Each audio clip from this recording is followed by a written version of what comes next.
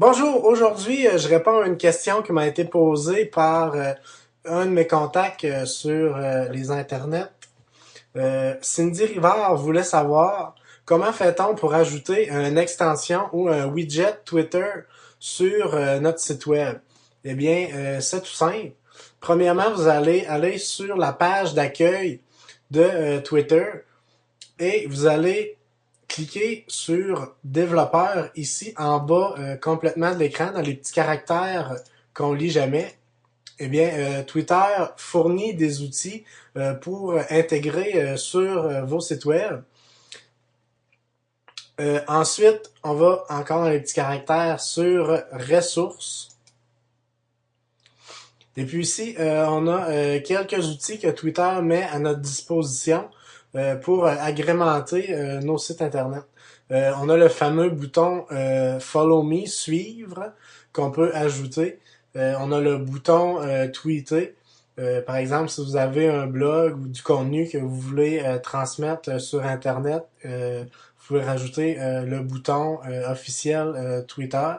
On a aussi des éléments graphiques qui sont des logos et des icônes Twitter pour ajouter à votre contenu, que ce soit imprimé ou sur Internet. Et ici, ce qui intéressait Cindy, c'est l'intégration d'un widget Twitter sur son site web. Ici, vous avez deux options. Vous pouvez intégrer dans votre page Facebook également ou dans notre cas sur un site web. Twitter nous propose trois types de widgets, soit un widget de profil, comme j'ai moi-même sur mon site internet. Tout juste ici, c'est ça un widget. En fin de compte, c'est une timeline qui défile et puis à toutes les fois que j'envoie un tweet, eh bien ça va apparaître dans cette boîte-là. On a aussi des widgets de recherche. On peut taper un terme exact ou un hashtag et puis le widget va nous défiler en temps réel tout ce qui se passe présentement sur Twitter avec un hashtag ou un mot-clé très précis. On a un widget de favoris, c'est-à-dire à toutes les fois que vous allez identifier un tweet en tant que favori sur ce qui est la petite étoile. Quand vous cliquez sur la petite étoile sur Twitter, eh bien, vous pouvez vous créer une liste de défilement de tous vos tweets favoris et ainsi que les fameuses listes Twitter. Par exemple, si vous avez une liste qui s'intitule, moi par exemple, j'en ai une qui s'intitule Est du Québec, eh bien, à toutes les fois que un abonné à ma liste va publier quelque chose sur son profil, eh bien, ça va apparaître dans ma boîte. Si on va dans le widget, on a quelques possibilités pour modifier, pour personnaliser votre extension. Ici, c'est le terme ou le hashtag qu'on veut mettre dans notre widget. On a tout simplement qu'à le taper dans cette boîte. Vous pouvez changer également le titre de l'extension et mettre une légende, un complément d'information.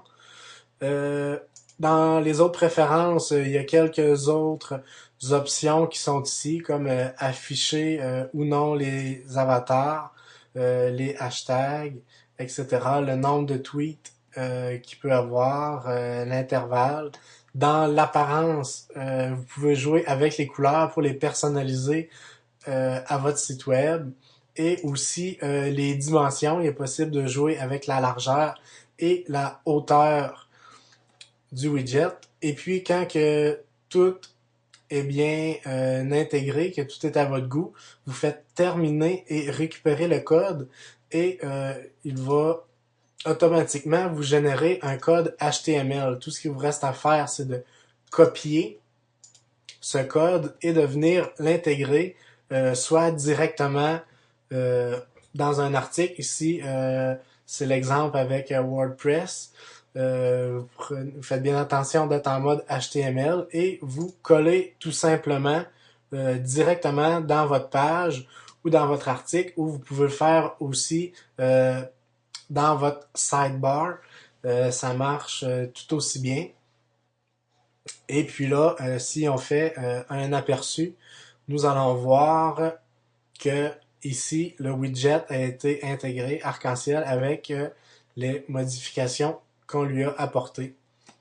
Alors, si vous avez d'autres questions, si vous avez besoin d'aide sur quoi que ce soit d'autre, tant au niveau des petits outils comme ça, les à côté d'un site web ou pour WordPress, gênez-vous pas à m'en faire part. Ça va me faire très plaisir.